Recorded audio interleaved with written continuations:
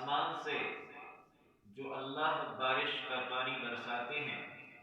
اس بارشوں کے نظام میں غور و فکر کرو. اس بارش کے پانی کے ذریعے جو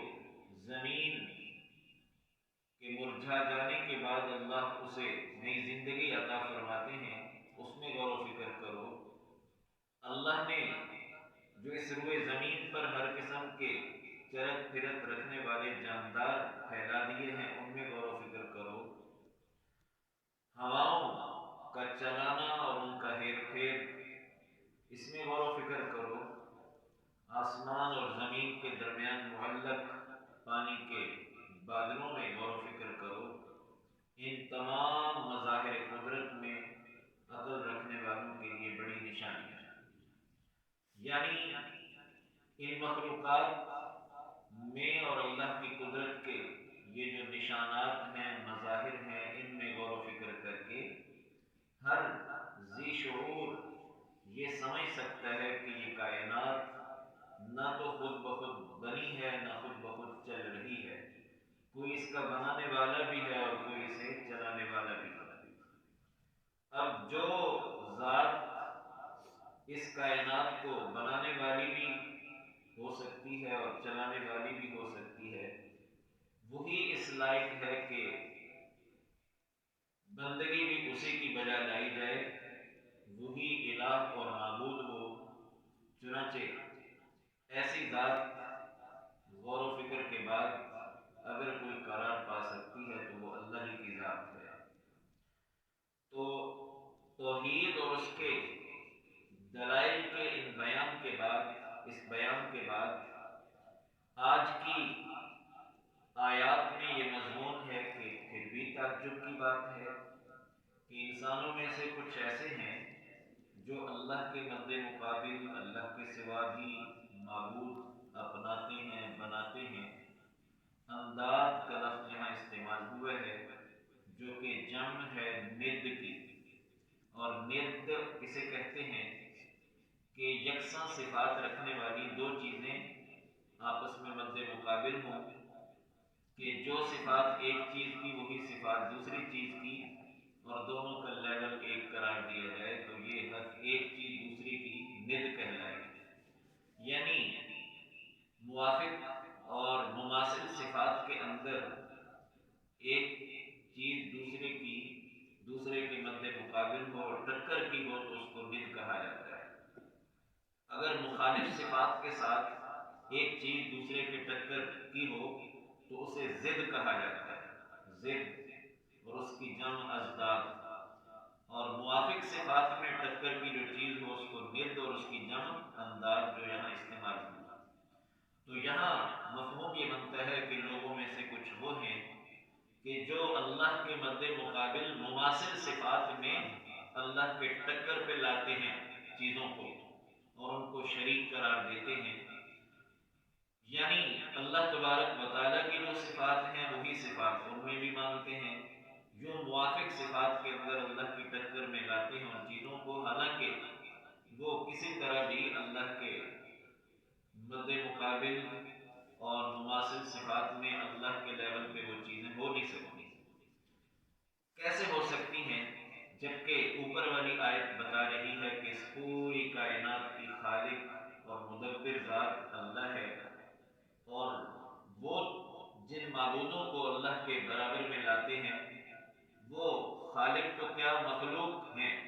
اور مخلوق ہونے میں بھی کچھ ایسی چیزیں کہ جو مخلوقات میں بھی کوئی اعلیٰ پیمانے پر نہیں بلکہ مخلوقات میں بھی بہت نیچے ہیں. مثلا اگر پتھروں سے تراشے ہوئے بت ہیں تو وہ تو مخلوقات میں بھی بالکل پہاڑی درجے کی چیز ہے، آخری درجے کی، کہ سب سے اشرف المخلوقات انسان، اس سے نیچے جانور، اس سے نیچے نباتات، اس سے نیچے جمادات، سب سے نیچے جمادات، اور جمادات سے تعلق رکھنے والی چیز کو مخلوقات میں سب کو کراس کرتے ہوئے اوپر لے جانا اور یہاں تک کہ خالق کے برابر جا ٹھہرانا کہاں کی عقل مندی اور دانش مندی ہے. تو یوں تعجب کا اظہار کیا جا رہا ہے کہ لوگوں میں سے کچھ ایسے بھی ہیں کہ جو اللہ کی دی ہوئی عقل اور دیے ہوئے شعور سے کام نہیں لیتے اور ایسی مخلوقات کو اللہ کے برابر درجے میں لے آتے ہیں اور ان کو معبود قرار دیتے ہیں. اور پھر یہ کہ یحبونہم کحب اللہ، ان سے ایسی محبت کرتے ہیں، ایسے ان پر فریفتہ ہو جاتے ہیں کہ جیسی محبت دراصل حق اللہ کا ہے. اللہ کا حق ہے ایسی محبت، جیسا کہ گزشتہ کسی درس میں بھی عرض کیا گیا کہ الہ کا ایک معنی تو ہم کیا کرتے ہیں معبود، لا الہ الا اللہ، کہ اللہ کے سوا کوئی معبود نہیں. لیکن الہ کا ایک اور معنی بھی ہے، اور دراصل یہ الہ یا الہ سے نکلا ہے، جس کا معنی کسی کے ساتھ فرشتگی کے درجے میں محبت کرنا. اور الہ کا ایک معنی کہ ایسی ذات کہ جس سے ٹوٹ کر محبت کی جائے. چنانچہ لا الہ الا اللہ کا یہ مفہوم بھی بنتا ہے کہ ایسی فرشتگی کے درجے میں محبت کے لائق اللہ ہی کی ذات ہے. اب جو لوگ ایسی محبت جو کہ حق صرف اللہ کا ہے وہ غیر اللہ کو بھی دے رہے ہیں اور ان سے بھی ایسی ہی محبت کر رہے ہیں، تو گویا محبت میں بھی وہ شرک کے مرتکب ہیں اور اللہ کے برابر درجے میں معبودان باطلہ کی محبت میں مبتلا ہیں اور ان پر فریفتہ ہیں. تو یہ بھی گویا ان کی عقل و شعور کے خلاف جا رہی ہے ان کی یہ بات. اور یہ فرمایا جا رہا ہے والذین آمنوا اشد حبا للہ، لیکن وہ جیسی محبت اللہ سے کرنی چاہیے اگرچہ ویسی محبت وہ معبودان باطلہ سے کرنے کا دم تو بھرتے ہیں، لیکن حقیقت پھر بھی یہ ہے کہ ایمان والے اللہ کی محبت میں پھر بھی بڑھ کر ایمان والے اللہ کی محبت میں پھر بھی بڑھ کر ہیں. اور اس کی واضح نشانی یہ ہے کہ قرآن حکیم ہی میں دوسرے مقام پر یہ بات آ رہی ہے کہ یہ مشرکین اپنے معبودوں کو چاہتے بھی ہیں، ان پر فریفتہ بھی ہیں، اور اللہ کے ساتھ جیسی محبت ہونی چاہیے ویسی محبت ان سے کرنے کے دعوے دار بھی ہیں. لیکن جب ان پر کوئی ایسی مشکل بن آتی ہے کہ جس سے چھٹکارا مشکل نظر آ رہا ہو، مثلا یہ کہ سمندر میں سفر کر رہے ہوں اور منہ زور موجوں میں گھر کے رہ جائیں اور بھنور میں پھنس جائیں اور ان کی کشتی ہچکولے کھانے لگے اور یہ نظر آئے کہ بس اب تو گئے، تو اس وقت خالصتاً اللہ ہی کو پکارتے ہیں اور سارے معبودوں کو بھول جاتے ہیں. اس سے معلوم ہوا کہ جو مشرکین ہیں وہ اپنے باطل معبودوں کے ساتھ جتنی بھی محبت کریں وہ اللہ کے ساتھ جو ایمان والوں کی محبت ہے اس کے لیول کو نہیں پہنچ سکتی. اللہ کے ساتھ ایمان والوں کی جو محبت ہے وہ اس سے کہیں آگے کی ہے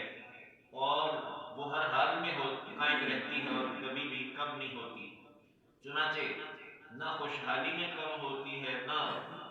تنگ حالی میں کم ہوتی ہے، نہ راحت میں کم ہوتی ہے، نہ وہ کسی مصیبت میں کم ہوتی ہے. بلکہ ایمان والے یہ عقیدہ اور نظریہ رکھا کرتے ہیں کہ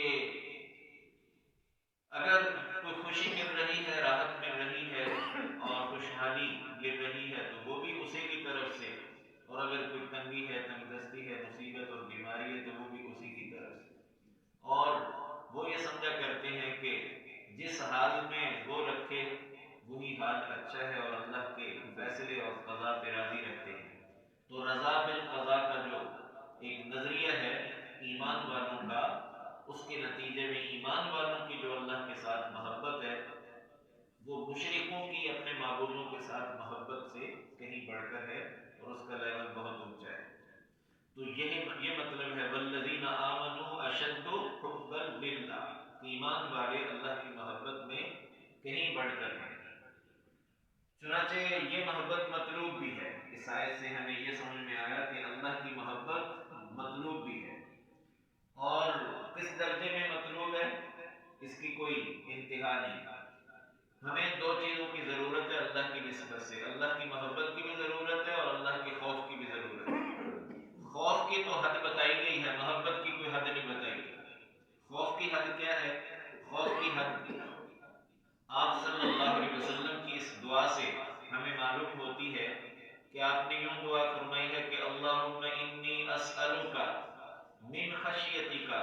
ما تحول به بینی و بین معصیتک، کہ اے اللہ میں آپ کا اتنا خوف مانگتا ہوں کہ جو میرے اور آپ کی نافرمانی کے درمیان رکاوٹ بن جائے۔ تو خوف میں سے اس حد کا خوف مانگا گیا ہے، اور بے حد و حساب خوف نہیں مانگا گیا۔ اور بے حد و حساب جو خوف ہے وہ ویسے بھی نقصان دہ ہے،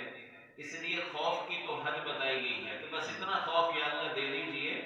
کہ جو میرے درمیان اور آپ کی نافرمانی کے درمیان دیوار بن جائے، رکاوٹ بن جائے، اور مجھے آپ کی نافرمانی تک نہ جانے دے۔ خوف کی تو حد ہے، لیکن محبت مانگتے ہوئے آپ صلی اللہ علیہ وسلم نے کوئی ایسی قید نہیں لگائی، بلکہ اللہ سے محبت، اللہ کی محبت مانگی ہے، اور یوں مانگی ہے اللہم انی اسألک حبک، اے اللہ میں آپ سے مانگتا ہوں آپ کی محبت، وحب من یحبک، اور میں مانگتا ہوں آپ سے ان لوگوں کی محبت جو آپ سے محبت کرتے ہیں، وحب عملی یقربنی الی حبک، اور میں مانگتا ہوں آپ سے اس عمل کی محبت جو مجھے آپ کی محبت کے قریب کر دے۔ تو اللہم انی اسألک حبک، میں مانگتا ہوں آپ سے آپ کی محبت، اس میں کوئی قید نہیں لگائی کہ کتنی محبت۔ تو محبت اللہ کی جتنی بھی ہو کم ہے، اور اس کی کوئی حد نہیں، لیکن خوف کی حد ہے۔ تو اس لیے یہ بات کہ والذین آمنوا اشد حبا للہ، کہ ایمان والے اللہ کی محبت میں کہیں بڑھ کر ہوتے ہیں۔ مشرک